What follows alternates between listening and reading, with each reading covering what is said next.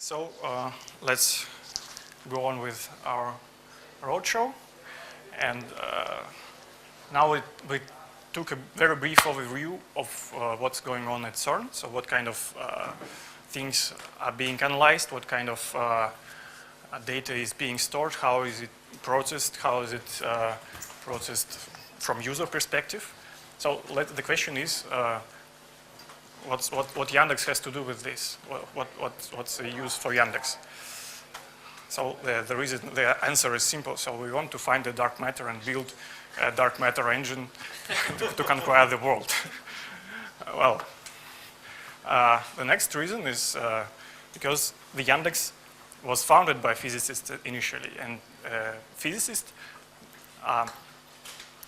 were applying some algorithms, some knowledge that they gathered in field of physics to something applicable to something that is worth earning money.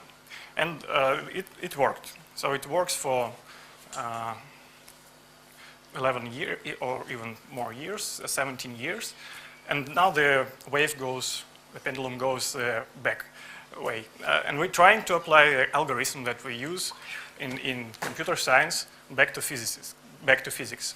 And here's a quick overview what we're trying to do and what we're doing here in terms of project. So brief history of our collaboration started in about a year ago when we just built this tier 2 grid cluster.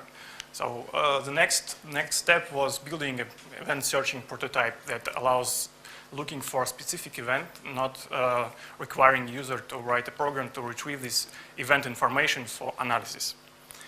And so this was just the beginning. And let me speak a little more details.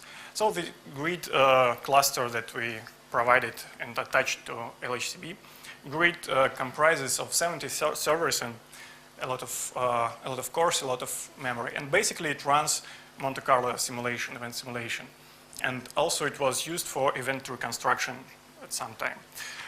And here is a snapshot of CPU usage. You probably saw this in Marco's speech, and actually we provide around 12% of overall usage, CPU usage.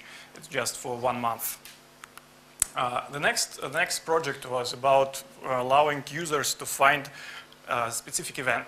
So as we heard previously, that event searching is not very simple area. So to find this event, even if you know some characteristic, you have to find a program. And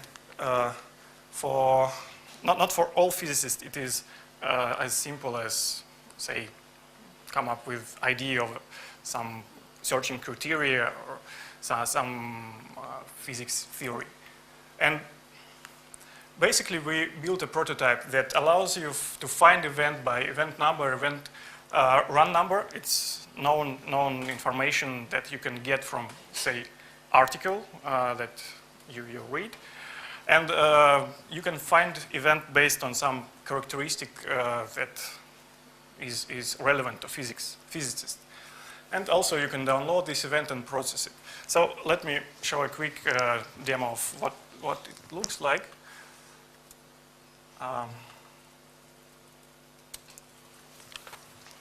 So basically here's well, of course it's not very visible here, but let me enlarge it. So we can see that you can get information about the event and in terms of files that this event is stored at, and in terms of some information of event that is relevant to physics. And also when you click on this event you can get, well, this is just a placeholder, but nevertheless it is basic roadmap of what this event is comprised of. Also, you can download this event, and another use case is that you look for events based on this metadata. So you enter the criteria in terms of set of stripping lines that you expect this event to match, and then you get the list of events for download or for comparison. So basically, it was the prototype, and another the resulting use case for this prototype, for example, after we download this event, is using this event for analysis. And in this case, it is so-called panoramics. It's a software developed by CERN specialists that allow you to visualize what was going on in this event. So it simplifies the overall usage of data accumulated in CERN. So it's about simplicity and about making technologies transparent to the end user. So going back to the presentation, let me just wrap up. So what we currently do have in common, we have a cluster that runs Monte Carlo simulation and runs event processing. And also we have some prototypes that we plan to extend. And the plans actually are the following. So we plan to become official associated LHCb member. So we plan to build local event storage for working with all events gathered through a year of working of LHCb. Currently, we have only half of events stored and indexed, or to be precise, half of 10% that was available to physicists.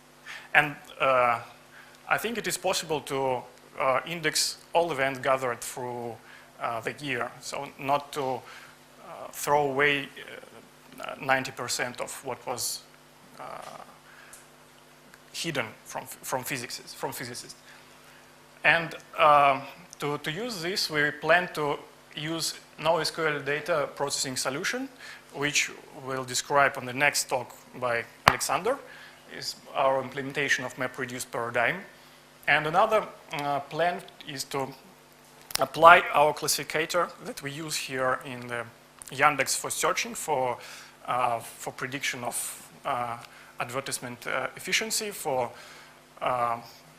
various algorithms, for various cases. Our matrix net, and here we also have talk about internals of this engine, or overall concept of this engine, and will be presented by Andrew. And also we plan to extend people who is involved in this collaboration. So if you think you can somehow contribute to this research, you can talk about it to me later.